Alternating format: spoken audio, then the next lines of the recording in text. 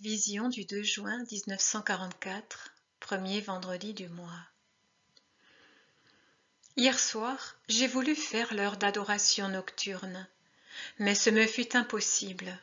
Je ne parvenais ni à lire ni à penser. Jésus m'a alors fait adorer en m'accordant une vision appropriée. J'essaie de décrire l'environnement, mais cela m'est difficile car je suis totalement incompétente en matière d'architecture et je n'ai jamais mis les pieds dans un monastère de clôture. Je pense donc me trouver dans l'église intérieure d'un monastère de clôture stricte. Je vois une voûte très haute et large qui donne du jour à l'église extérieure. Donner du jour est une façon de parler, car la grille épaisse qui la remplit entièrement est rendue encore plus impénétrable par un rideau d'étoffe rouge foncé qui descend de tout en haut jusqu'à 1,5 m environ du sol, c'est-à-dire jusqu'à l'endroit où un mur s'élève pour soutenir la grille.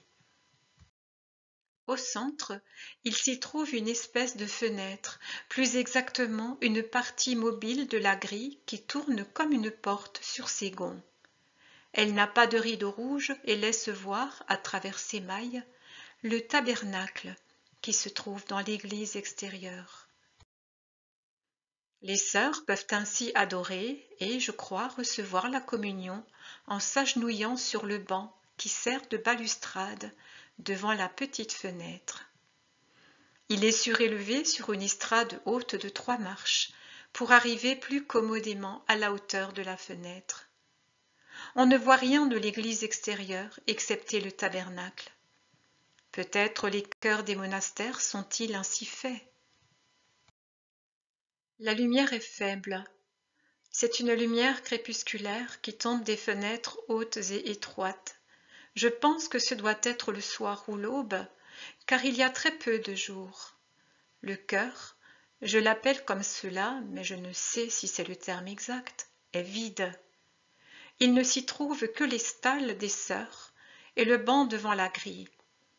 Une lampe à huile ajoute une petite étoile jaune près de cette grille. Une sœur entre. Elle est grande et sûrement maigre, car malgré son ample habit monacal, son corps est très svelte. Elle va s'agenouiller sur le petit banc. Elle soulève le voile qu'elle tenait baissé sur son visage, et je vois un visage jeune, pas vraiment beau, mais gracieux, très pâle, doux. 2 yeux clairs, ils me paraissent marron vert, brillent doucement quand elle les lève pour regarder le tabernacle, et sa bouche fine s'ouvre en un doux sourire. Son visage est d'un long ovale entre les bandeaux blancs, à peine plus blanc que lui. Le voile noir descend jusque sur l'habit noir, de sorte que sur cette silhouette noire, il n'est de couleur claire que son visage délicat, ses longues mains bien faites et jointes pour prier, ainsi qu'une croix d'argent qui brille sur sa poitrine au-delà de sa large guimpe. Elle prie avec ferveur, les yeux rivés sur le tabernacle. Voici alors la belle partie de la vision. La grille tout entière, brille comme si un feu vif s'était allumé derrière le rideau. La lampe qui, auparavant, semblait être une étoile rayonnante, disparaît maintenant dans la lumière qui augmente et devient peu à peu d'un blanc argenté intense, si intense que les yeux ne voient plus qu'elle. La grille disparaît sous l'effet de ce flamboiement.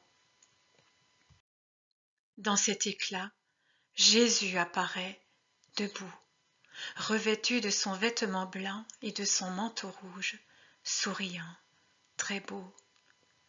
Il appelle Marguerite pour sortir la sœur de l'extase dans laquelle elle le regarde. Il l'appelle à 3 reprises, de plus en plus doucement, et avec un sourire d'une intensité croissante. Il s'avance en marchant haut au-dessus du sol, sur le tapis de lumière qui se trouve sous lui. C'est moi, Jésus que tu aimes. N'aie pas peur. Marguerite Marie, toute heureuse, le regarde et dit entre ses larmes: Qu'attends-tu de moi, Seigneur? Pourquoi m'apparais-tu? Je suis Jésus qui t'aime, Marguerite, et je veux que tu me fasses aimer. Comment cela m'est-il possible, Seigneur? Regarde, tu seras capable de tout, car ce que tu vas voir te donnera force et voix pour secouer le monde et l'amener à moi. Voici mon cœur, regarde.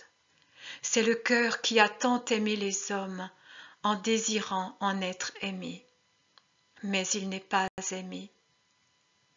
C'est dans cet amour que se trouverait le salut du genre humain.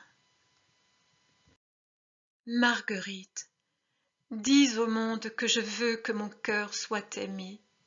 J'ai soif, donne-moi à boire. J'ai faim, donne-moi à manger. Je souffre, console-moi. Cette mission fera ta joie et ta souffrance. Mais je te demande de ne pas la refuser.